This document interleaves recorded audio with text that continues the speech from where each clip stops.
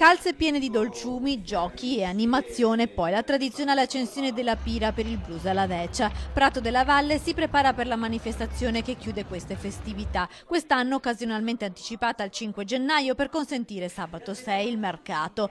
Intanto la Befana, o meglio le Befane, sono già arrivate in città. Tutti gli ingredienti per chiudere queste festività natalizie con una grande manifestazione. Avremo anche la Befana Special, quindi molto special, tanta confusione, tanto divertimento, sorprese per i bambini, per tutti, non solo per i bambini, perché ci sarà veramente qualcosa di speciale quest'anno.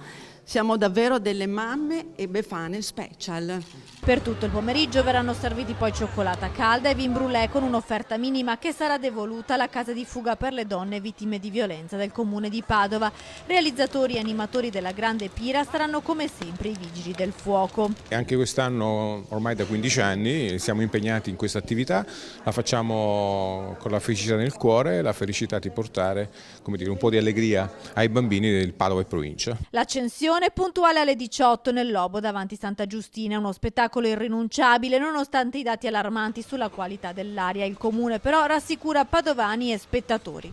I materiali che bruciamo sono materiali che non producono fumi inquinanti, polveri inquinanti, ma tante sono le iniziative che l'amministrazione comunale sta mettendo in campo per contrastare l'inquinamento. La Befana, oltre a carbone e dolci, quest'anno ha portato anche i soldi per una nuova linea di tram.